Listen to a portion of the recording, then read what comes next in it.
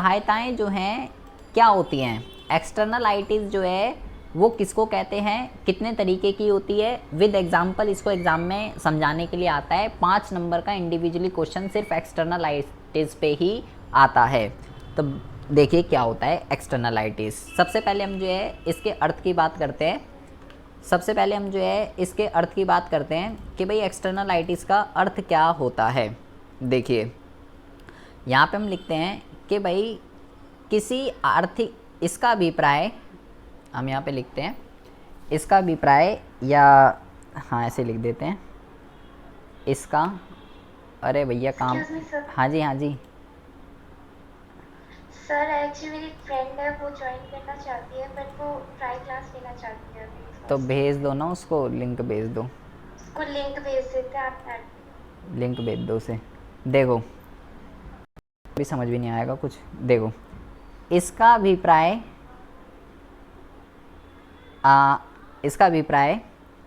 आर्थिक क्रिया के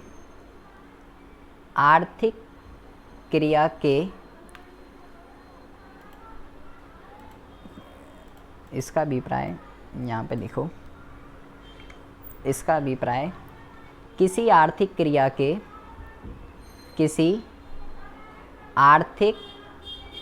के अच्छे व बुरे प्रभाव से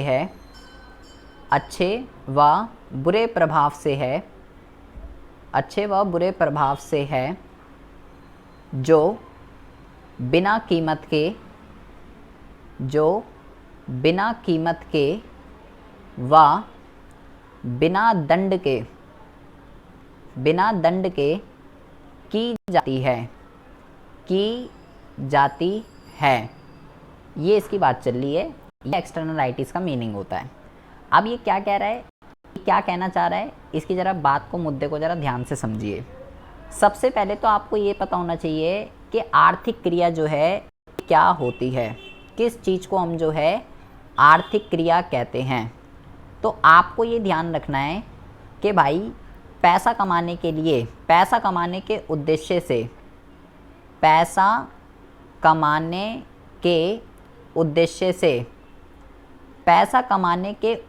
से जो भी क्रिया की जाती है, सबसे पहली बात तो उसको हम क्या कहते हैं, उसको हम जो है आर्थिक क्रिया कहते हैं। ठीक है, मान लीजिए कोई भी 2 बंदे ले लेते हैं। मान लीजिए एक लड़की है, ठीक है, किरण नाम है, और एक दूसरी लड़की है, या एक ये लड़का है, इसका नाम जो है क्या नाम है इसका नाम जो है मान लीजिए योगेश है। योगेश तो है भी नहीं शायद। अब क्या हो रहा है, ये दोनों आपस में आर्थिक क्रिया कर रहे हैं, पैसा कमाने के उद्देश्य से क्या कर रहे हैं, पैसा कमाने के उद्देश्य से कोई भी आर्थिक क्रिया कर रहे हैं। तो इन दोनों के आर्थिक क्रिया के करने से किसी तीसरे व्यक्ति पे, एक तीसरा व्यक्ति हम यहाँ पे ले लेते हैं, मान लो हम यहाँ पे संजना बना देते हैं। ठीक है, इन दोनों के आर्थिक क्रिया के करने से संजना पर इसका जो है 2 तरीके का प्रभाव पड़ सकता है। संजना पर किसी थर्ड पर्सन पर इसका इफ़ेक्ट पड़ रहा है। अब वो जो इफ़ेक्ट है वो अच्छा भी हो सकता है, वो बुरा भी हो सकता है। अब ये अच्छा और बुरा का क्या मतलब है, अच्छा और बुरा का ये मतलब है कि अगर ये दोनों कोई भी आर्थिक क्रिया कर रहे हैं पैसा कमाने के उद्देश्य से, तो संजना पे इसका अच्छा प्रभाव पड़ रहा है। इसका मतलब ये है कि क्रिया ये दोनों कर रहे हैं और लाभ जो है इन दोनों की क्रिया करने से संजना को भी फ़ायदा हो रहा है, बेमतलब फ़ायदा हो रहा है। संजना कुछ नहीं कर रही इसके बीच में, लेकिन इसको फ़ायदा हो रहा है। और ये जो फ़ायदा हो रहा है, संजना इसके लिए कोई पे नहीं कर रही, बिना कीमत के फ़ायदा हो रहा है। और अगर बुरा प्रभाव पड़ रहा है, मतलब ये दोनों आर्थिक क्रिया कर रहे हैं, कोई भी आर्थिक क्रिया जो पैसा कमाने से की जा रही है और उसका संजना पर बुरा प्रभाव पड़ रहा है।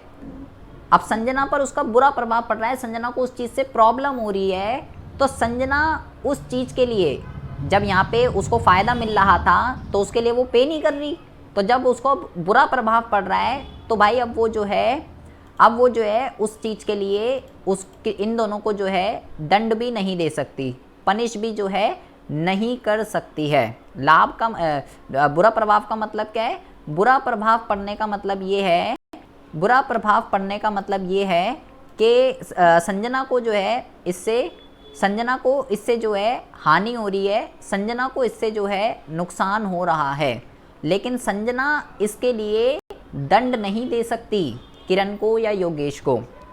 तो इस चीज़ को हम क्या कहते हैं? इस चीज़ को हम जो है बाह्यताएं कहते हैं कि जब कोई दो व्यक्ति आपस में आर्थिक क्रिया कर रहे हैं तो उन दोनों के आर्थिक क्रिया के करने से किसी तीसरे व्यक्ति पर अच्छा प्रभाव भी पड़ सकता है और बुरा प्रभाव भी पड़ सकता है। ये थर्ड पर्सन कौन है? अभी तो मैंने यहाँ पे संजना का एग्जाम्पल लिया है, फिलहाल यहाँ पे हम बात करते हैं सोसाइटी की, समाज की बात करते हैं हम यहाँ पे कि अगर कोई दो व्यक्ति आर्थिक क्रिया कर रहे हैं तो किसी तीसरे व्यक्ति पे, समाज पे उसका अच्छा प्रभाव भी पड़ सकता है और बुरा प्रभाव भी पड़ सकता है। अगर अच्छा प्रभाव पड़ रहा है, अच्छा प्रभाव पड़ने का मतलब है आर्थिक क्रिया ये दोनों कर रहे हैं, फायदा समाज को मिल रहा है उससे, उसको तो मिल ही रहा है, समाज को भी मिल रहा है उससे, तो वो लेकिन उसके लिए कोई पे नहीं करेंगे। अच्छा, लेकिन अगर इन दोनों के आर्थिक क्रिया के करने से समाज को जो है इसका हर्जाना भरना पड़ रहा है, समाज के ऊपर इसको जो है हानि हो रही है इससे समाज को, तो समाज उसको उस चीज़ के लिए पनिश नहीं कर सकता। तो आर्थिक क्रिया क्या होती है? सबसे पहली बात तो आपको इसका मतलब अच्छे से समझ आ जाना चाहिए। अब हम बात करते हैं इसके प्रकार की, ये कितने तरीके की होती है, क्योंकि इसके दो तरीके के प्रभाव होते हैं। तो आर्थिक, तो बाह्यताएं भी दो तरीके की होती है। मैंने बोला भाई इसका या तो जो है अच्छा प्रभाव पड़ सकता है किसी व्यक्ति पे, समाज पे, या इसका जो है बुरा प्रभाव पड़ सकता है समाज पे। या तो अच्छा प्रभाव पड़ेगा या बुरा प्रभाव पड़ेगा। अगर अच्छा प्रभाव पड़ता है तो उस चीज़ को हम जो है क्या कहते हैं? उस चीज़ को हम जो है धनात्मक बाह्यताएं के नाम से जानते हैं। धनात्मक बाह्यताएं, पॉजिटिव एक्सटर्नलाइटीज। और अगर उस चीज़ का नेगेटिव इम्पैक्ट पड़ रहा है, बुरा प्रभाव पड़ रहा है, तो इस चीज़ को हम जो है ऋणात्मक बाह्यताएं के नाम से जानते हैं। किसी भी आर्थिक क्रिया का अगर किसी तीसरे व्यक्ति पे पॉजिटिव इम्पैक्ट पड़ रहा है तो वो धनात्मक है, और अगर नेगेटिव पड़ रहा है तो वो ऋणात्मक है। बुरा प्रभाव अगर पड़ रहा है तो वो ऋणात्मक है। अब एक एग्जाम्पल से हम जो है इसको समझते हैं कि भाई इसका एग्जाम्पल जो है वो क्या होगा। ठीक है, सबसे पहले हम बात करते हैं धनात्मक की। धनात्मक बाह्यताएं जो हैं वो क्या हैं? मान लीजिए एक लड़का है, इसका नाम अजय है। ठीक है जी, अजय है। और जब बेटा कोविड का टाइम नया नया चल रहा था, ठीक है, जब वैक्सीनेशन फर्स्ट टाइम आई थी तो पेड लगती थी, अभी भी पेड लगती है कहीं ना कहीं। ठीक है, प्राइवेट्स उसमें तो पेड ही लगती है, सरकारी में ही फ्री है, पेड अभी भी लगती है प्राइवेट में। तो अजय को वैक्सीनेशन करानी है। ठीक है, अजय जो है वैक्सीनेशन के लिए मान लो किसी प्राइवेट हॉस्पिटल में जा रहा है। ठीक है, और फर्स्ट डोज इसको लगवानी है। अभी ये अपना फ़ायदा देख रहा है, ये देख रहा है कि अगर मैंने वैक्सीनेट हो गया, अगर मैंने अपने वैक्सीन लगवा ली तो भाई इससे मेरे को कोविड नहीं होगा। भाई वैक्सीन मेरी जो है इम्यूनिटी जो है बूस्ट हो जाएगी और मेरे अंदर, मेरी बॉडी के अंदर वायरस को लड़ने की क्षमता मेरे अंदर बढ़ जाएगी, तो मैं वैक्सीन लगवा लेता हूँ अपने। अभी ये अपना पर्सनल फ़ायदा देख रहा है। ठीक है, पर्सनल, कि इससे मुझे कोविड होने के पॉसिबिलिटी कम हो जाएगी। डोज कितने रुपए की है? 350 रुपीज़ की डोज है। तो अजय राज़ी हो गया, अजय चला गया किसी प्राइवेट हॉस्पिटल के अंदर और अपना फर्स्ट डोज लगवा के आ गया 350 रुपये में। ठीक है, यहाँ पे इसने अपना फ़ायदा देखा है कि मेरे को कोविड होने की पॉसिबिलिटी कम हो जाएगी अगर मैंने वैक्सीनेशन करवा ली तो। बट इसके कराने से इसने लगवा ली 350 रुपये में, इन दोनों के बीच में आर्थिक क्रिया हुई। अब इसके करवाने से क्या हुआ? इसको तो फ़ायदा होगा ही होगा, अजय को तो हुआ ही हुआ।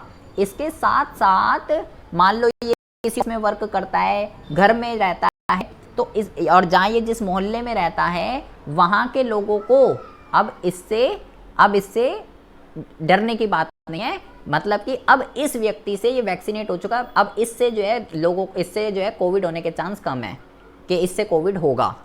तो इससे क्या हुआ, इससे समाज को भी फायदा हुआ, इससे तो वही हुआ और समाज को भी फायदा हुआ कि समाज को भी अब इससे समाज को क्या फायदा हो रहा है कि अब ये व्यक्ति से कोविड होना कम है, यही तो फायदा हो रहा है और इसको भी हो गया। तो ये धनात्मक बाध्यताएं हैं, लेकिन समाज के लिए कोई पे नहीं कर रहा। इसके मोहल्ले वाले ने तो 350 रुपये नहीं दिए, या मान लो जॉब करता है तो इसके जितने भी आपस के एम्प्लॉई हैं या इसका जो ओनर मालिक है कंपनी का, उसने तो इसको 350 रुपये नहीं दिए कि ले तू जा वैक्सीनेशन करवा के, या नहीं, इनने अपना पर्सनल बेनिफिट देखा और उस पर्सनल बेनिफिट को देखते हुए इनने 350 रुपये खर्च करे। बट उस 350 रुपये खर्च करने का बेनिफिट इसके साथ साथ जहाँ जहाँ ये जाता है, जहाँ जहाँ ये आता है, चाहे वो स्कूल हो, चाहे वो अपने घर का मोहल्ला हो, घर हो, अब वहाँ के लोगों को भी इससे फ़ायदा हो रहा है। तो ये है धनात्मक बाध्यता है, जब कोई दो व्यक्ति आर्थिक क्रिया कर रहे हैं और उसका फ़ायदा समाज को मिल रहा है और समाज ने उसके लिए कुछ भी पे नहीं करा। ठीक है, समाज ने अभी उसके लिए जो है कुछ भी पे नहीं करा। ठीक है जी, ठीक है किरण। अब आ जाइए बात यहाँ पे, आप चाहो इसका उदाहरण आता है कि उदाहरण के साथ समझाइए, तो आप सेम ये एग्जाम्पल जो है लिख सकते हो जो मैंने यहाँ पे आपको वैक्सीनेशन वाला जो है समझाया है। या आपकी TR जैन वाली बुक के अंदर एक एग्जाम्पल दे रखा है कि भाई दो व्यक्ति हैं, एक व्यक्ति है X और एक व्यक्ति है Y। ठीक है, एक व्यक्ति है X और एक व्यक्ति है Y और दोनों के बगीचे जो हैं अटैच है। ये भी लिख सकते हो, ये वाला एग्जाम्पल अगर आप लिखना चाहते हो तो। दोनों व्यक्तियों के बगीचे जो हैं वो अटैच है। अब X व्यक्ति क्या करता है, एक माली को हायर करता है, मान लीजिए 10,000 रुपये में, कि तू मेरे बगीचे में पानी वगैरह डाल दियो, ठीक है, और तू मेरे बगीचे में फूल वगैरह लगा दियो ताकि मेरा बगीचा खूबसूरत लगे, मस्त लगे, सुंदर लगे देखने में। तो इनने हायर कर दिया, ये दोनों बातचीत हैं, ये माली है। अच्छा जी, वाई ने कुछ नहीं करा, लेकिन दोनों के बगीचे अटैच थे, ये काम कर रहे हैं, इसको हायर कर दिया 10,000 रुपये पे, इसको पैसे देगा, ये काम करेगा, ये दोनों काम कर रहे हैं, ये दोनों आर्थिक क्रिया कर रहे हैं। लेकिन हुआ क्या, क्योंकि बगीचे अटैच हैं इनके, अब जब इस माली ने इसके खेत में पानी डाला, इसके खेत में भी पानी आने लग गया। ठीक है, और जब माली ने इसके बगीचे में फूल लगाए तो दूर से देखने पे, जब आप खेतों को दूर से देखते हैं तो ये थोड़ी ना पता चल रहा कि भाई कहाँ पे फसल उगी हुई है, कहाँ पे फूल लगे हुए हैं। जब बहुत ज़्यादा पास, जब नज़दीक जाते हैं तब पता चलती है हमें। तो दूर से देखने पे वाई का बगीचा भी जो है बढ़िया लगने लग गया, पानी भी मिल रहा है, और दूर से देखने पे इसका भी बढ़िया लग रहा है। तो इसको क्या बोलेंगे, पॉजिटिव एक्सटर्नलाइटीज़। लेकिन वाई इसके लिए कुछ पे नहीं कर रहा, वाई ना तो माली को पैसे देगा, ना एक्स को पैसे देगा, किसी को 1 रुपया नहीं देगा, लेकिन वाई को फ़ायदा मिल रहा है इन दोनों की क्रिया करने से। तो ये क्या होता है, ये पॉजिटिव एक्सटर्नलाइटीज़ होता है, जिसमें कितनी दो व्यक्ति आर्थिक क्रिया कर रहे हैं तो उसका फ़ायदा समाज को मिलता है। दोनों में से जो सा भी एग्जाम्पल आप लिखना चाहते हो वो एग्जाम्पल आप जो है लिख सकते हो।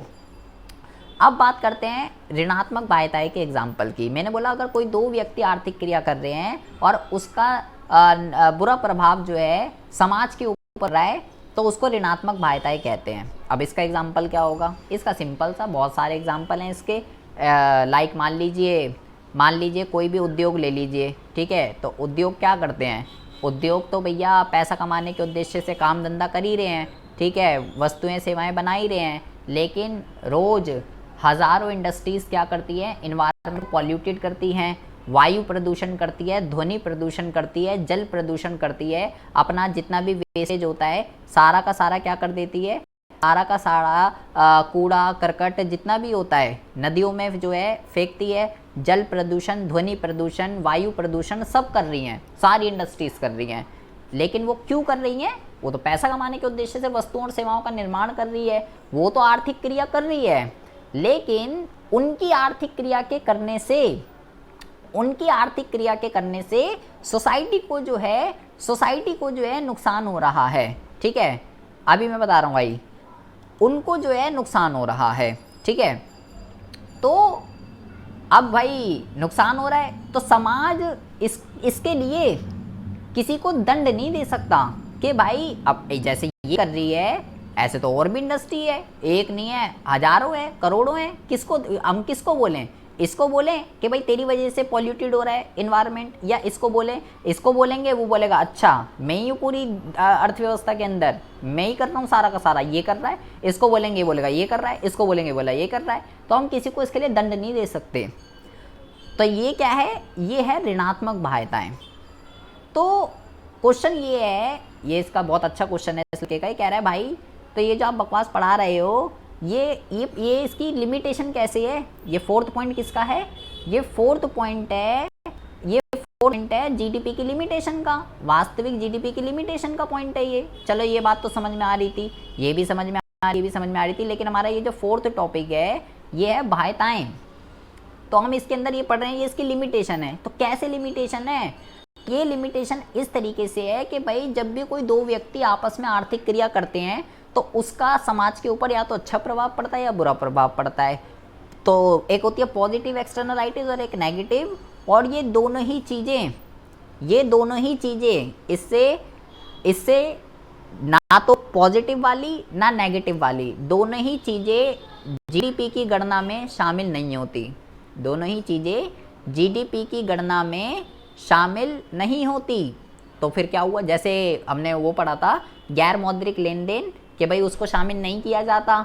इसी तरीके से ना तो पॉजिटिव एक्सटर्नलाइटीज़ को जीडीपी की शामिल किया जाता है, और ना ही नेगेटिव एक्सटर्नलाइटीज़ को जीडीपी में शामिल किया जाता है। तो ये जीडीपी की गणना में शामिल नहीं होते, इस वजह से ना तो पॉजिटिव ना नेगेटिव, इस वजह से एक्सटर्नलाइटीज़ जो है वो वास्तविक जीडीपी की लिमिटेशन है। मतलब वास्तविक जीडीपी हमें जो शो हो रही है वो एक्यूरेट नहीं है, ना तो उसमें एक्सटर्नलाइटीज इंक्लूड होती हैं, ना उसके अंदर नॉन मॉनेटरी ट्रांजैक्शन इंक्लूड होते हैं, ना उनके अंदर किस वास्तविक जीडीपी बढ़ी, किन वस्तुओं की वजह से बढ़ी ये भी नहीं पता चल रहा है। तो फिर बेकार है अगर वो उपभोक्ता वस्तुओं की वजह से नहीं बढ़ी। इस वजह से ये इसकी लिमिटेशन है। तो बेटा ये बहुत ही इंपॉर्टेंट टॉपिक है, वास्तविक जीडीपी की सीमाएं। 3 हम ऑलरेडी पढ़ चुके थे, 1 मैंने अभी आपको बता दिया है। ये एक फिक्स टॉपिक है, एग्जाम में इंडिविजुअली भी क्वेश्चन आ रहा है, केवल जीडीपी की रचना बता, क्या जीडीपी का वितरण बता, या जो है गैर मौद्रिक लेन देन या बाध्यताएं, तो कंपलसरी है। चारों में से इंडिविजुअली भी क्वेश्चन पूछा जा सकता है 3 मार्क्स का, या ओवरऑल भी क्वेश्चन आ सकता है 5 मार्क्स का, कि जीडीपी की वास्तविक जीडीपी की सीमाएं बताइए या जीडीपी की सीमाएं बताइए। और मौद्रिक जीडीपी और वास्तविक जीडीपी क्या होती है, इसके ऊपर डिफरेंस क्या होता है, ये भी एग्ज़ाम में आया हुआ है। तो ये टॉपिक रह गया था हमारा, जो हमारा चल रहा था। ठीक है, ये अब आपको जो है पूरा का पूरा ख़त्म हो चुका है। अब जो है हमारा जो इसी का जो तीसरा वो है राष्ट्रीय आय के मापने की विधियाँ, और कोई भी टॉपिक इसके अंदर हमारा जो है नहीं बचा है। ठीक है, हमारा जो चैप्टर नंबर 3 का जो नाम है ये है राष्ट्रीय आय के मापने की विधियाँ। अब हमें क्या करना है, हमें जो है राष्ट्रीय आय को किस तरीके से मेज़र किया जाता है। हाँ जी, इसमें न्यूमेरिकल मीनिंग कहते हैं, वास्तविक जीडीपी को मौद्रिक जीडीपी में कैसे परिवर्तित करें, जीडीपी का मल्टीप्लायर। हाँ वो इम्पॉर्टेंट है। चलो हाँ ये पढ़ लीजिए, सही कह रहे हो आप। देखिए इस अंदर जो है जो ये बता रहा है लड़का, ये सही कह रहा है, ये वाला देख लीजिए। एक टॉपिक और है इसके अंदर छोटा सा, इसको कहते हैं, टॉपिक का नाम है जीडीपी डिफ्लेटर। क्या नाम है टॉपिक का? टॉपिक का नाम है जीडीपी डिफ्लेटर। जीडीपी डिफ्लेटर क्या होता है? हिंदी में इसको जो है जीडीपी अपस्वायक कहते हैं। ये क्या होता है इसको समझिए ज़रा। जीडीपी अपस्वायक क्या है? इसका जो फॉर्मूला होता है ये होता है जीडीपी अपस्वायक इज इक्वल टू मौद्रिक जीडीपी अपॉन में वास्तविक जीडीपी इनटू में 100। ये इसका फॉर्मूला होता है। ये आपको बेटा ध्यान रखना है, इम्पॉर्टेंट है। और आपको ये ध्यान रखना है कि जो जीडीपी डिफ्लेटर होता है ना, जीडीपी डिफ्लेटर या जीडीपी अपस्वायक, इसी को ही कीमत सूचकांक जो है कहते हैं। जीडीपी डिफ्लेटर को ही कीमत सूचकांक भी कहते हैं। ये आपको जो है ध्यान रखना है। अब ये क्या है, पहले तो हम इसके अर्थ की बात करते हैं। ये क्या दिक्कत, क्या परेशानी है। हमने वास्तविक जीडीपी पढ़ी, हमने मौद्रिक जीडीपी पढ़ी। तो अगर जीडीपी डिफ्लेटर का मीनिंग आ जाए कि भाई जीडीपी डिफ्लेटर का क्या मीनिंग होता है, तो आप लिखेंगे कि ये मौद्रिक जीडीपी और वास्तविक जीडीपी के बीच का अनुपात होता है। ये मौद्रिक जीडीपी और ये अनुपात है, मौद्रिक जीडीपी और वास्तविक जीडीपी का अनुपात है। यह आपको क्या बताता है, ये आपको ये बताता है कि अगर कीमतों में परिवर्तन होगा, अगर कीमतों में परिवर्तन होगा तो कीमत में परिवर्तन होने से उसका जीडीपी पर जो है किस तरीके का प्रभाव पड़ेगा, ये आपको जो है ये बताता है जीडीपी डिफ्लेटर।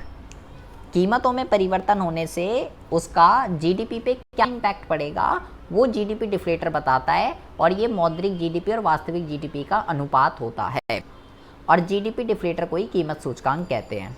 अब इस पर किस तरीके से न्यूमेरिकल क्वेश्चन आते हैं, ये देखिए। इस पे न्यूमेरिकल क्वेश्चन इस तरीके से आते हैं, वो आपको बोलेगा कि मान लीजिए, वो आपको बोलेगा, इसमें बेटा हमने ये पढ़ा है इल्मा कि पहले हमने पढ़ा था भाई मौद्रिक जीडीपी क्या होती है। जब हम जीडीपी की कैलकुलेशन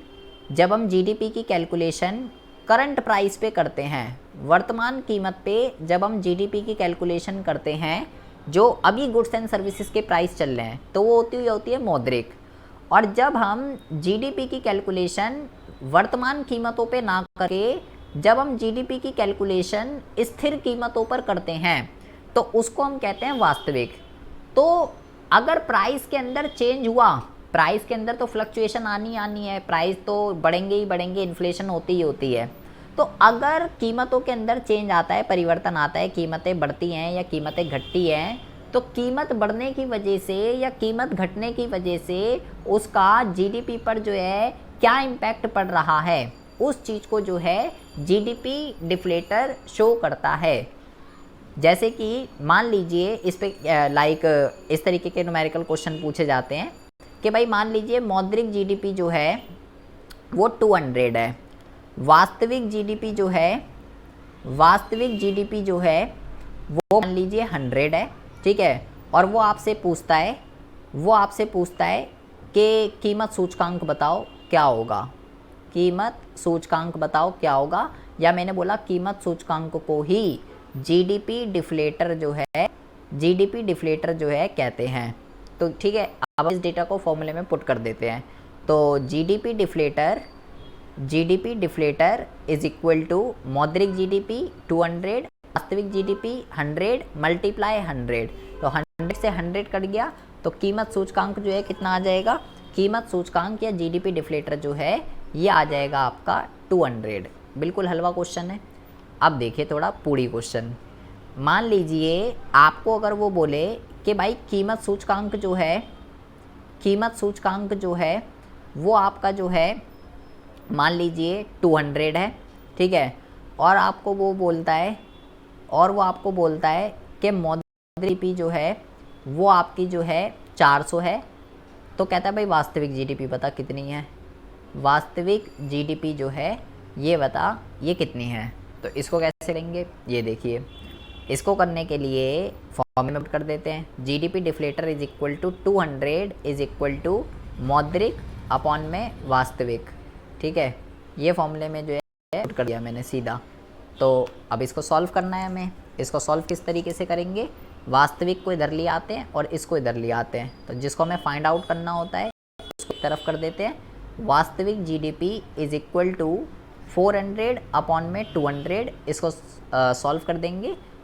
इंटू में 100 आएगा यहाँ पे, इंटू में 100, ठीक है। 20 से 20, तो ये कितना आ जाएगा 200 आ जाएगा आपका आंसर वास्तविक जीडीपी का। इसी तरीके से आपसे वो पूछ सकता है कि अगर मान लीजिए कीमत सूचकांक जो है वो मान लीजिए 100 है, एंड वास्तविक जीडीपी जो है ये आपकी मान लीजिए 500 है, तो वो आपसे बोल रहा है भाई मौद्रिक जीडीपी बता, मौद्रिक जीडीपी कितनी है, मौद्रिक जीडीपी जो है ये बता ये कितनी है। तो अब इसको कैसे करेंगे, फॉर्मूले में पुट कर दीजिए, GDP deflator is equal to 100 upon में मौद्रिक तो मुझे नहीं पता, तो मौद्रिक जीडीपी तो ऐसी रहेगी, मौद्रिक ऐसी रहेगी अपॉन वास्तविक कितनी दे रखी है 500 और मल्टीप्लाई 100। ठीक है, अब क्या करते हैं, अब जो है क्या कहते हैं, जो भाग में होगा वो भाग जाएगा, भाग के गुणा में आ जाएगा, और 100 इंटू में 500 अपॉन में वो जो मल्टीप्लाई में वो डिवाइड में आ जाएगा, तो इज़ इक्वल टू मौद्रिक जीडीपी। तो ये कितना हो जाएगा आपका, ये हो जाएगा आपका 100 से 100 कट जाएगा, तो मौद्रिक जीडीपी कितनी आ जाएगी, मौद्रिक जीडीपी जो है ये आ जाएगी आपकी 500। तो 3 चीज़ें इसमें बेटा गायब होती हैं, या तो आपसे डिफ्लेटर पूछ लेगा, या आपसे जो है इसके अंदर क्या कहते हैं मौद्रिक जीडीपी पूछ लेगा, या आपसे इसके अंदर जो है वास्तविक जीडीपी जो है पूछ लेता है। ठीक है, इसके अंदर इसी के अंदर मौद्रिक जीडीपी और वास्तविक जीडीपी के अंदर ही एक क्वेश्चन हो रहा है, ये अच्छा क्वेश्चन है एग्ज़ाम के पॉइंट ऑफ व्यू से, और शायद ये जो है आया हुआ भी है। ये वाला क्वेश्चन देखिए ज़रा, ये मैं क्वेश्चन करा ही देता हूँ, अब अगर कर लिया है तो तुमने देखो, यहाँ पे जो है यहाँ पे हम लिखते हैं, क्वेश्चन लिखते हैं यहाँ पे। ठीक है, यहाँ पे हम लिखते हैं ईयर, और ईयर में हम लिखते हैं 2013 और 2014। ठीक है, और यहाँ पे लिखते हैं क्वांटिटी, क्वांटिटी जो है यहाँ पे लिखते हैं 100 एंड यहाँ पे लिखते हैं 22220, और यहाँ पे लिखते हैं एमपी, एमपी का मतलब है बाज़ार कीमत, बाज़ार कीमत जो है ये है 100 और ये है 110, और यहाँ पे हम लिखते हैं वास्तविक जीडीपी, वास्तविक जीडीपी, वास्तविक जीडीपी जो है, वास्तविक जीडीपी जो है ये आपको दे रखी है, ये आपको दे रखी है 20 और ये आपको दे रखी है 22। ठीक है, और यहाँ पे लिख देते हैं मौद्रिक जीडीपी, मौद्रिक जीडीपी। इस क्वेश्चन में हमें क्या करना है अभी मैं आपको बताता हूँ। मौद्रिक जीडीपी यहाँ पे आपको दे रखी है 20,000 और यहाँ पे आपको दे रखी है 24,200 रुपीज़। ये आपको एक डेटा दे रखा है, कह रहा है एक देश है, ठीक है, जिसके अंदर क्या है केवल एक ही प्रोडक्ट बन रहा है। ठीक है, केवल एक ही प्रोडक्ट बन रहा है जो है, कोई भी नाम दे दीजिए, मान लीजिए डी नाम है उसका। 2013 और 2014 में डी प्रोडक्ट बन रहा है, केवल डी उत्पाद बन रहा है, केवल बस एक ही, पूरी अर्थव्यवस्था में केवल एक ही है। 2013 में इसका इतना उत्पादन हो रहा था, 200 इकाइयाँ बन रही थी, और 2014 में जो है इसका जो है 220 इकाइयाँ बन रही है, और 2013 में ये 100 रुपये का बिकता था, और 2013 में 100 का बिकता था, और 2014 में 110 रुपये का जो है ये बिक रहा है। तो ये कह रहा है कि अगर क्वेश्चन में कह रहा है कि 2013 को आधार वर्ष मान लो, क्या करो 2013 को आधार वर्ष मान लो, और आपको जो है दो चीज़ें फाइंड आउट करनी है। ठीक है, क्या क्या फाइंड आउट करनी है, आपको फाइंड आउट करना है कि 2013 को आधार वर्ष मानते हुए आपको ये फाइंड आउट करना है कि वास्तविक जीडीपी और मौद्रिक जीडीपी, वास्तविक जीडीपी और मौद्रिक जीडीपी, इन दोनों जीडीपी के अंदर कितना चेंज आया है, कितना परिवर्तन आया है, ये हमको निकालना है। क्या निकालना है हमें, इन दोनों जीडीपी के अंदर कितना परिवर्तन आया है, कितना चेंज आया है, ये हमको फाइंड आउट करना है। तो क्वेश्चन ये है कि भाई किस तरीके से जो है परिवर्तन निकालते हैं, किस तरीके से चेंज निकालते हैं। एक क्वेश्चन जो है सैम्पल पेपर में भी ऐसा क्वेश्चन आएगा, तो इस क्वेश्चन को कर लीजिएगा, ये अच्छा क्वेश्चन है। और ऊपर जो मैंने 3 टाइप के बताए हैं, वैसा भी 2 नंबर का क्वेश्चन आ रहा है सीबीएसई के अंदर, ये देख लीजिएगा।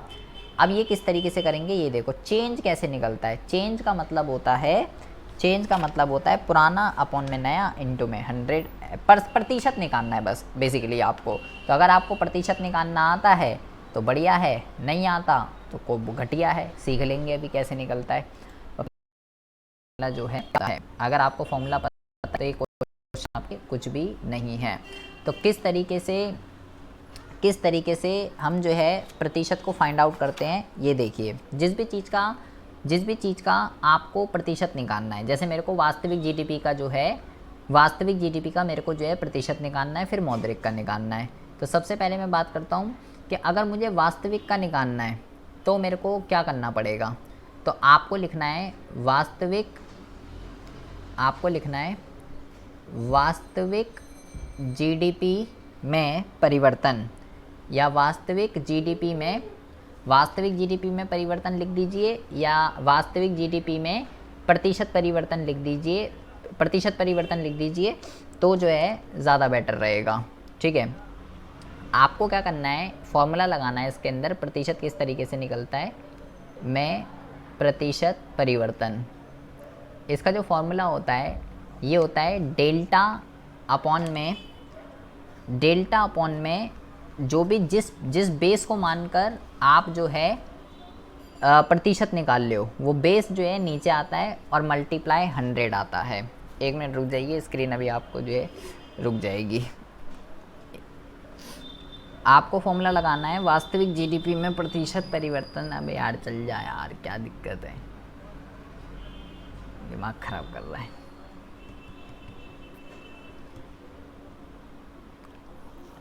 एक मिनट रुकिए। हाँ, वास्तविक जीडीपी में प्रतिशत परिवर्तन कौन रह गया यार, 6 बंदे कहाँ दिखा रहे हैं, सब तो आ गए, सब तो आए पड़े हैं, कौन रह गए। देखिए, चल जा भाई, क्या दिक्कत हो रही है।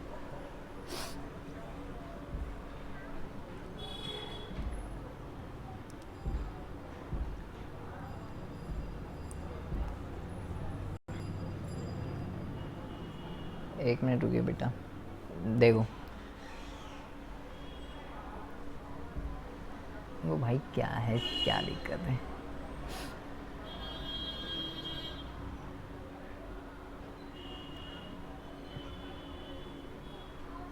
वास्तविक जीडीपी में परिवर्तन इज इक्वल टू, आपको लगाना है डेल्टा अपॉन में जिस बेस पे हम निकालते हैं उसकी आ जाएगा आधार वर्ष की जीडीपी और मल्टीप्लाई 100। ये फॉर्मूला लगा देंगे, आंसर आपका जो है आ जाएगा। क्वेश्चन ये है, ये डेल्टा जो है किस तरीके से निकलता है। डेल्टा का मतलब होता है चेंज, परिवर्तन। तो ये किस तरीके से निकलेगा, ये निकलेगा डेल्टा अगर आपको निकालना है तो नई जीडीपी माइनस पुरानी जीडीपी। जिस भी चीज़ की भी बात चल रही होती है, नए में से पुराने को जब हम माइनस कर देते हैं तो डेल्टा निकल के आ जाता है। तो आपको क्या करना है, नई जीडीपी माइनस पुरानी जीडीपी, नई जीडीपी में से पुरानी जीडीपी को माइनस कर देंगे। तो अभी मैं वास्तविक का निकाल रहा हूँ।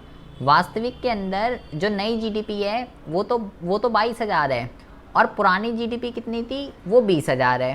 तो delta is equal to 22,000 minus 20,000 is equal to 2,000। ये आ जाएगा आपका डेल्टा। अब मुझे क्या करना है, मेरे पास डेल्टा आ गया। आधार वर्ष की जीडीपी क्या होगी, उसने बोला कि 2013 को जो है आप आधार वर्ष मान लीजिए। तो 2013 के अंदर जो जीडीपी चल रही है उसको मेरे को कहाँ पे लिखना है, उसको मेरे को जो है अपॉन में लिखना है। तो 2000 उसकी जीडीपी कितनी है, वो है आपकी 20,000। तो जब मैं इसको फॉर्मूले के अंदर पुट कर दूंगा, मेरे पास सारी चीज़ें आ गई है। मेरे पास डेल्टा भी आ चुका है, मेरे पास आधार वर्ष की जो है जीडीपी भी आ चुकी है। तो मेरे को बस क्या करना है, यहाँ पे लिखूंगा 2000 और नीचे क्या लिखूंगा, नीचे लिखूंगा जो 2013 की वास्तविक जीडीपी है। तो मैं यहाँ पे लिखूंगा 2000 अपॉन में 20,000 इंटू में 100। नीचे 20,000 क्यों आया है, क्योंकि उसने बोला है 2013 को आधार वर्ष मानना है। अगर वो 2014 को बोलता तो जो 2014 के अंदर जो वास्तविक जीडीपी चल रही होती तो फिर मैं उसको पुट करता। तो अब यहाँ पे क्या हो जाएगा, इसको सॉल्व कर देंगे। 3 0 से 3 0, 1 0 से 1 0, इसको काट देते हैं हम। तो आपका जो आंसर है ये आ जाएगा 2 1 2 2 1 2। तो ये आपका आंसर जो है ये आ जाएगा आपका 10%। तो वास्तविक जीडीपी में कितना परिवर्तन हुआ है, वास्तविक जीडीपी में 10% का परिवर्तन हुआ है। अब इसी तरीके से अगर मुझे मौद्रिक का निकालना होता, अगर मुझे मौद्रिक जीडीपी में अगर मेरे को परिवर्तन निकालना होता तो मैं क्या करता, मैं फॉर्मूला लगाता डेल्टा अपॉन में आधार वर्ष की जीडीपी, आधार वर्ष की जीडीपी। अब मैं मौद्रिक की बात कर रहा हूँ तो बेटा मौद्रिक जीडीपी को जो है फिर मैं यहाँ पे पुट करूँगा, ठीक है, और इनटू में 100। अब क्या करेंगे, अब डेल्टा कैसे निकलेगा, डेल्टा निकलेगा नई जीडीपी, कौन सी, मौद्रिक की, क्योंकि अब मैं मौद्रिक का परसेंट निकाल रहा हूँ, नई जीडीपी अपॉन में पुरानी जीडीपी, ठीक है। नई जीडीपी कितनी है मौद्रिक की, तो टेबल में देखेंगे 24,200, और पुरानी कितनी है, पुरानी है 20,000। तो यहाँ पे हो जाएगा delta is equal to 24,200 minus पुरानी कितनी है, पुरानी है 20,000। इसको सॉल्व कर लेते हैं पहले। 24,200 में से 20,000 को आपको माइनस कर देना है, तो डेल्टा आपके पास जो निकल के आ जाएगा ये आ जाएगा 4,200। ये मेरे पास डेल्टा आ गया। और आधार वर्ष की जीडीपी मतलब कि 2013 में मौद्रिक जीडीपी कितनी थी वो पुट करनी है, मौद्रिक निकाल लो क्योंकि आप, तो 2013 में कितनी थी 20,000 रुपये, और मल्टीप्लाई 100, तो 20 से 20, 20 से 20, 2 1 जा 2, 2 2 जा 4, 2 1 जा 2। तो यहाँ पे जो आंसर आ गया आपका ये आ गया 21%। ये हो गया 21% आ गया मौद्रिक जीडीपी में परिवर्तन, और 10% आ गया वास्तविक जीडीपी में परिवर्तन। तो ऐसा क्वेश्चन एग्जाम में आया है, इसको भी आप जो है करके चले जाएंगे। और ये दो करके क्वेश्चन, मौद्रिक जीडीपी निकालो, वास्तविक जीडीपी निकालो, कीमत सूचकांक निकालो, या जिसको हम जीडीपी डिफ्लेटर भी कहते हैं, ये सारे के सारे क्वेश्चन जो है एग्ज़ाम में कई बारी जो है पूछे गए हैं। तो इसको आप जो है बहुत ही अच्छे से करके जाइएगा। अच्छा जी, अब ये आपका जो है दूसरा पूरा का पूरा ये मौद्रिक जीडीपी और वास्तविक जीडीपी वाला यही ना, आपको इस क्वेश्चन के अंदर नई जीडीपी निकाली है तो आपने 2013 की तो निकाली है, लेकिन 2014 की जीडीपी आपने क्यों बोली? नहीं, पहले आप क्वेश्चन समझिए। क्वेश्चन के अंदर आपको बोला गया है, क्वेश्चन के अंदर आपको बोला गया है कि एक अर्थव्यवस्था है जिसके अंदर केवल एक ही उत्पाद बन रहा है जिसका नाम है डी। 2013 में इसकी प्रोडक्शन इतनी हो रही थी, 2014 में इतनी हो रही थी, और 2013 में इसका मार्केट प्राइस 100 था, 2014 में 110 था। 2013 के अकॉर्डिंगली वास्तविक जीडीपी इसी प्रोडक्ट की 20,000 थी, और 2014 के अकॉर्डिंग 22,000 थी। मौद्रिक की अगर हम बात करें तो मौद्रिक जीडीपी 20,000 थी, और 2013 में और 14 में जो है 24,200 थी।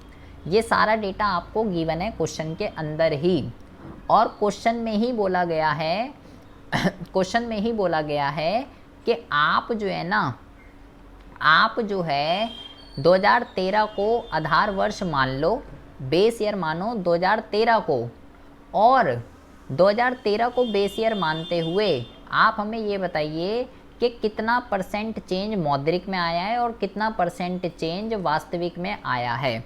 तो मैंने क्या करा, मैंने बोला अगर आपको % निकालना है तो प्रतिशत निकालने का ये फॉर्मूला होता है, ये फॉर्मूला लगा देंगे, आंसर आपका आ जाएगा। मैंने फॉर्मूला बताया डेल्टा अपॉन में बेस ईयर इंटू में 100। डेल्टा कैसे निकलेगा, नई जीडीपी माइनस पुरानी। जब मैं मौद्रिक का % निकाल रहा हूँ तो यहाँ मौद्रिक जीडीपी को लेंगे, और जब मैं वास्तविक का निकालूंगा तो वास्तविक। पहले डेल्टा मैंने निकाला, ये 2000 आ गया, और यहाँ पे मैं क्या लूँगा, आधार वर्ष की जीडीपी लेनी है, लेकिन कौन सी, वास्तविक वाली को पुट करना है, क्योंकि आप वास्तविक का % निकाल रहे हैं। तो इसी वजह से 2000 अपॉन में 20,000 इंटू में 100, तो ये आ गया 10,000। और जब मैं मौद्रिक का निकाल रहा हूँ तो मौद्रिक में भी सेम फार्मूला लगेगा, लेकिन अब ये जो मैं नई जीडीपी और ये पुरानी जीडीपी कर रहा हूँ, अब मैं मौद्रिक का निकाल रहा हूँ तो मैं मौद्रिक के डेटा को यूज़ करूँगा।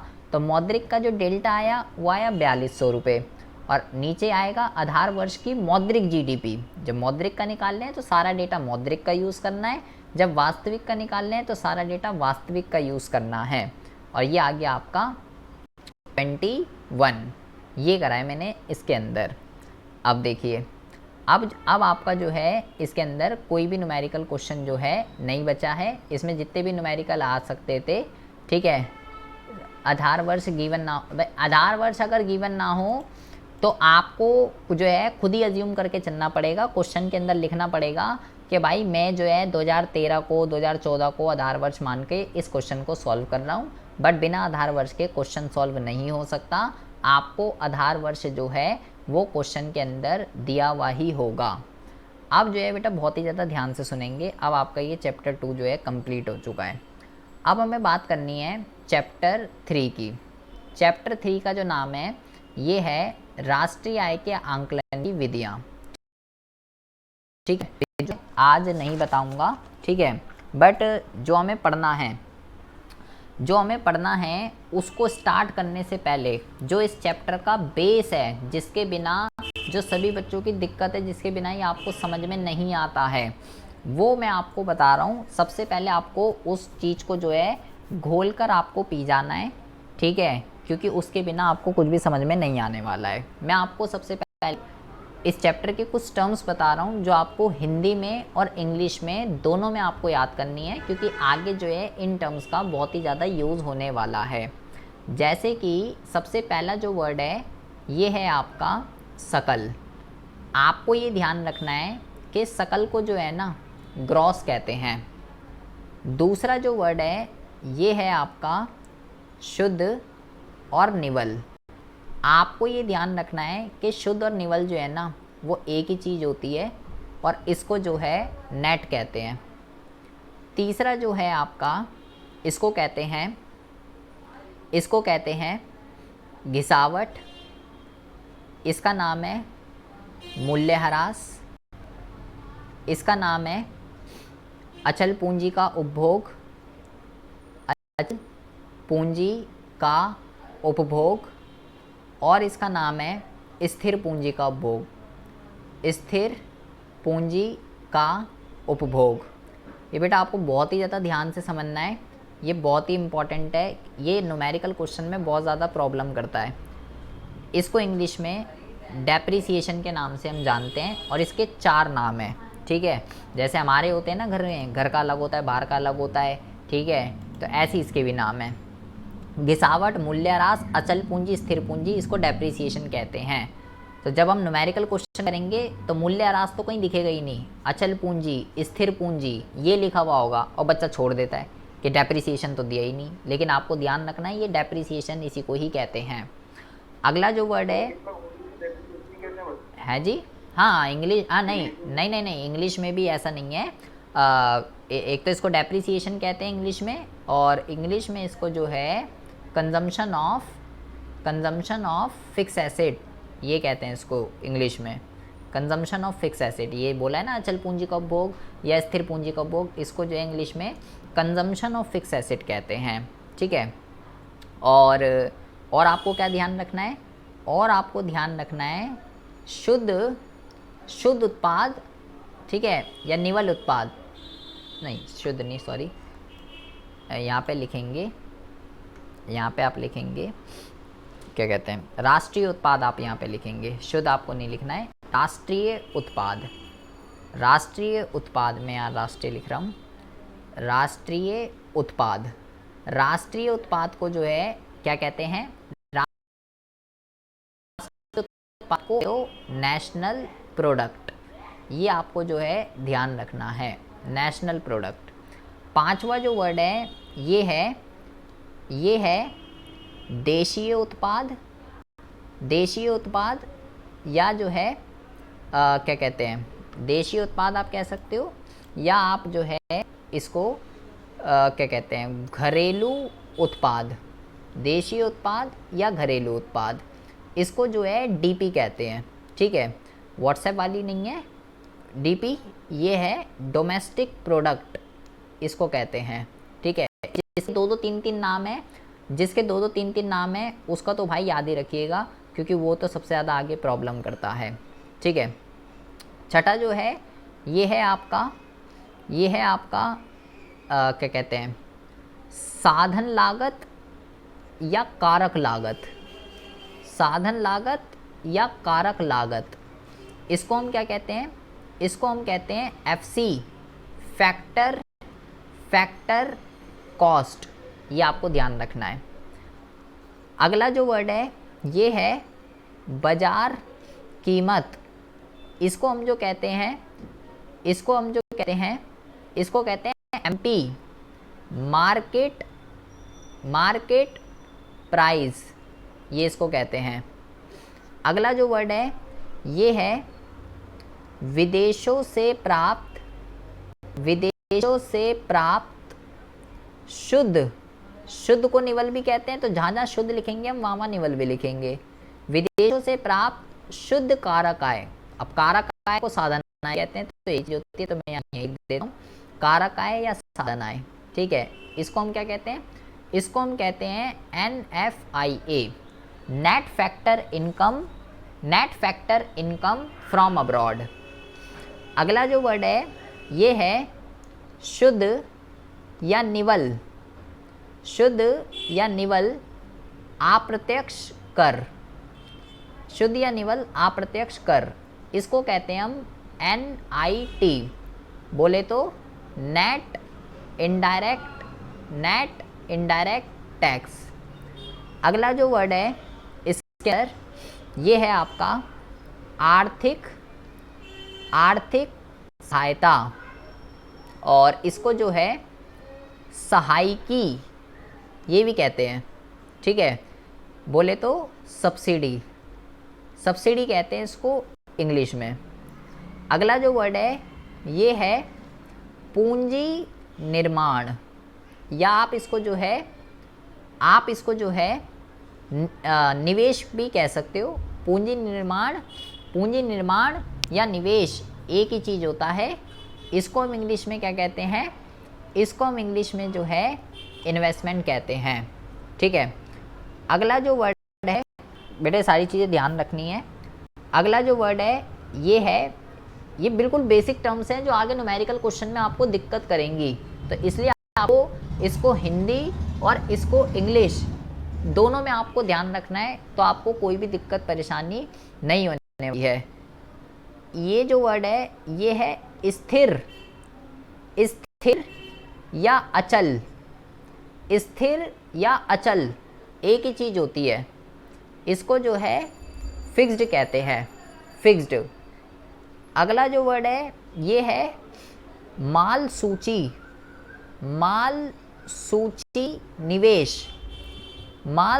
निवेश, या आप इसको जो है स्टॉक में परिवर्तन ये भी कह सकते हो। इंग्लिश में हम इसको जो है चेंज इन स्टॉक के नाम से जो है जानते हैं। बस ये 13 वर्ड मैंने आपको जो बताए हैं ये इस चैप्टर के बेसिक टर्म्स हैं, जो आगे जाके आपको जो है हाँ यहाँ पे मैं लिख देता हूँ। इसको जो है भाई क्या कहते हैं, कह सकते हैं आर्थिक सहायता, सहायकी या अनुदान हम यहाँ लिख सकते हैं। ठीक है, अनुदान, ये भी जो है अनुदान भी इसका नाम है, ये भी लिख के आ सकता है। तो सबसे पहले आपको क्या करना है, अगर आपको चैप्टर 3 को समझना है, ये जो 13 वर्ड मैंने आपको बताए हैं, ये 13 वर्ड को आपको हिंदी और इंग्लिश दोनों में घोल कर पी जाना है कि भाई सकल को ग्रॉस कहते हैं, शुद्ध और निवल एक ही चीज़ होती है, इंग्लिश में नेट कहते हैं, घिसावट, मूल्यह्रास, अचल पूंजी, स्थिर पूंजी, ये सब एक ही चीज़ होती है। डेप्रिसिएशन जो है इसका नाम है। राष्ट्रीय उत्पाद को एनपी कहते हैं। देशी और घरेलू, जिसके बेटा 2-2 3-3 नाम है वो तो ज़रूरी कर लीजिएगा, क्योंकि वो आगे आपको दिक्कत करेंगे। पता चला आपको वो दे देगा देशी उत्पाद, आप क्या होगा, अब ये क्या दिक्कत होती है, तो ये होता है डीपी। साधन लागत या कारक लागत, इसको जो है एफसी कहते हैं, फैक्टर कॉस्ट। बाजार कीमत, मार्केट प्राइस, एमपी। विदेशों से प्राप्त शुद्ध कारक आय, एनएफआईए। एनआईटी शुद्ध अप्रत्यक्ष कर। एंड आर्थिक सहायता, सहायकी या अनुदान, इंग्लिश में सब्सिडी कहते हैं। पूंजी निर्माण या निवेश एक ही चीज़ होती है। स्थिर या अचल एक ही चीज़ होती है। माल सूची निवेश या स्टॉक में परिवर्तन एक ही चीज़ होती है। आपको इन 13 वर्ड्स को आपको जो है घोल कर पी जाना है। और मैं यहाँ पे एक चीज़ लिख रहा हूँ, 15 बना रहा हूँ इसको मैं पूरा। मैंने आपको जो है प्रीवियस क्लास के अंदर 8 वर्ड बताए थे, ठीक है, जीडीपी ये, जीडीपी वो, GDP at MP, GDP at FC, फलाना ढिमकाना, ये वो कई सारे वर्ड बताए थे, ठीक है। तो वहाँ पे आपको एक चीज़ ध्यान रखनी है कि ये एक वर्ड हमने वहाँ पे पढ़ा था NDP at FC, ये एक वर्ड हमने पढ़ा था। तो आपको ये ध्यान रखना है, ये जो NDP at FC होता है ना, ये घरेलू आय होती है। क्या होती है? घरेलू आय। DP से हमने कई सारे वर्ड, 4 वर्ड पढ़े थे DP के और 4 वर्ड पढ़े थे MP के। तो जब भी वो न्यूमेरिकल क्वेश्चन में आपको बोलेगा घरेलू आय निकाल, तो आपको ये पता होना चाहिए, आपको ये पता होना चाहिए कि भाई घरेलू आय को NDP at FC कहते हैं। और अगला जो है आपको ये पता होना चाहिए NNP at FC, इसको जो है हमने NP के साथ भी 4 वर्ड पढ़े थे, एक ग्रॉस पे, 2 ग्रॉस पे थे, 2 नेट पे थे। तो उसमें से जो ये वाला वर्ड है NNP at FC, ये जो है अगर वो बोलेगा कि भाई राष्ट्रीय आय निकाल, तो आपको ये ध्यान रखना है कि मुझे क्या निकालना है? NNP at FC निकालना है। वो आपको नहीं बताएगा कि आपको NNP at FC निकालना है। आपको ये पता होना चाहिए कि जो मैंने 8 वर्ड पढ़े हैं, उस 8 वर्ड में से राष्ट्रीय आय क्या है, किसको राष्ट्रीय आय कहते हैं। क्योंकि वो तो बोलेगा निम्नलिखित आंकड़ों से राष्ट्रीय आय की गणना करें, वो तो बस ये लिख देगा। अबे तो भाई मैं निकालूं क्या, गणना किसकी करूं? तो आपको ये पता होना चाहिए, ये निकालना है आपको ये। और जब भी बोलेगा निम्नलिखित आंकड़ों से घरेलू आय निकाल, तो घरेलू आय किसको कहते हैं? इसको कहते हैं। ये 15 चीज़ें बेसिक है। अगर आपको न्यूमेरिकल क्वेश्चन में अगर आप प्रॉब्लम फेस नहीं करनी है तो ये 15 वर्ड हिंदी और इंग्लिश दोनों में आपको ध्यान रखने हैं। और जो हमने फॉर्मूले सीखे थे, फॉर्मूले, ठीक है, कौन कौन फॉर्मूले सीखे थे वो मैं आपको बता देता हूँ एक बारी। जो फॉर्मूले हमने सीखे थे वो मैं आपको एक जगह लिख के दे रहा हूँ, ठीक है। तो इन फॉर्मूले को आपको जो है घोल कर पी जाना है। हमारे 10 फॉर्मूले बने थे जो कि इम्पॉर्टेंट है। ये देखिए, ये आ गए 6 फॉर्मूले तो जो हैं आपके, ये 5 तो यहाँ पे हैं, ठीक है। तो इसको हम कर लेते हैं, इसको हम कर लेते हैं कॉपी, और इसको हम जो है मार देते हैं नीचे पेस्ट। और 2 थे MP और उसके NIT के, ठीक है। ये फॉर्मूले जो है हम यहाँ पे पेस्ट कर रहे हैं, ये आ गए आपके यहाँ पे, ठीक है जी। 5 ही हो गए, बाकी मैं यहाँ लिख देता हूँ छठा जो फॉर्मूला है आपका, ये है आपका MP का जो फॉर्मूला होता है ये होता है FC माइनस NIT, ये आपका 6th फॉर्मूला, ठीक है। 7th जो फॉर्मूला है ये है आपका FC का, ये है आपका यहाँ पे प्लस आएगा, MP माइनस NIT। हाँ जी प्लस कर दिया। शुक्र, कुछ तो पता है तुम्हें, कुछ तो सीखा तुमने। अब देखो, अब टेस्ट में देखूँगा कितना करोगे। और 8वां जो है MP हो गया, FC हो गया। 8वां जो है ये है NIT का। NIT का जो फॉर्मूला होता है ये होता है आपका अप्रत्यक्ष कर माइनस आर्थिक सहायता माइनस, अब जो चीज़ें हमने हिंदी और इंग्लिश में पढ़ी है वो सब आपको ध्यान रखनी है। ये हो गया 8वां फॉर्मूला, और NFIA का भी मैंने लिख दिया है। ये जो फॉर्मूले हैं बेटा, ये 8 फॉर्मूले और वो 15 टर्म्स, ये 8 फॉर्मूले स्क्रीनशॉट ले लीजिए। वैसे तो मैंने भेजी रखी है ये शीट ग्रुप में। ये 8 फॉर्मूले आपको अगली क्लास के अंदर जो हम करने जाएंगे, विधियाँ हमें पढ़नी है। तो अगर आपको उन विधियों को अच्छे से समझना है, एक भी न्यूमेरिकल क्वेश्चन जो है विपिन, ये वाला जो क्वेश्चन जो आप पूछ रहे हैं ये हम अगली कक्षा के अंदर हम करेंगे। अगली कक्षा में हम यही वाला क्वेश्चन करेंगे। ये आता है एग्ज़ाम में, इम्पॉर्टेंट है जो ये आप पूछ रहे हैं। तो इसके अंदर ये 8 फॉर्मूले हैं, इनके बिना गुजारा नहीं है। इनको आप घोल के पी जाइएगा, ठीक है। 4 को सीधे पैर में और 4 को उल्टे पैर में लिखना है, और बाकी वो जो 15 है वो देख लीजिएगा कहाँ एडजस्ट करना है। आपको क्या करना है, अभी तो हमने इसी फॉर्मूले देखे हैं, हमें क्या करना है, एक तो ये वाला फॉर्मूला और एक ये वाला फॉर्मूला। सारे फॉर्मूले ठीक है, लेकिन जो ये तीसरा फॉर्मूला और ये जो 8वां फॉर्मूला है ना, ये बहुत ज़्यादा चालबाज है, ठीक है, ये भी और ये भी। तो पहले हम जो है नेक्स्ट क्लास के अंदर जो क्वेश्चन आपका गलत होगा वो इसी की वजह से गलत होगा, या तो तीसरा या 8वां, और कोई भी चालबाज नहीं है, केवल यही दोनों है। तो पहले हम अगली कक्षा के अंदर इसकी चालबाजियाँ सीखेंगे कि आखिर इसके अंदर कैसे कैसे केस हो सकते हैं, क्या क्या हमको दे सकता है, कब हमें इसको प्लस करना है, कब हमें इसको माइनस करना है। पहले हम ये सीखेंगे, फिर उत्पाद विधि से हम क्या निकालते हैं, पहले कैसे क्वेश्चन को सॉल्व करते हैं, उसका सारा का सारा थ्योरेटिकल समझेंगे, फिर हम जो है उसके न्यूमेरिकल क्वेश्चन को करेंगे।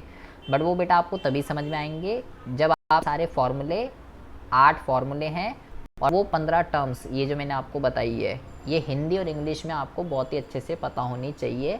तो आपसे रिक्वेस्ट है, प्लीज़ आप इसको हिंदी और इंग्लिश में अच्छे से लर्न कर लीजिए, दीवार पे चिपका लीजिए इसको, आते जाते इसी को ही देखते रहिए, फ़ोन में स्क्रीनशॉट ले लीजिए, वॉलपेपर बना लीजिए, तभी आपको जो है ये याद हो पाएंगे, अदरवाइज़ जो है आपको ये याद नहीं हो पाएंगे, फिर आगे जो है दिक्कत आती है, एक भी न्यूमेरिकल क्वेश्चन सॉल्व नहीं हो पाता है। ठीक है जी।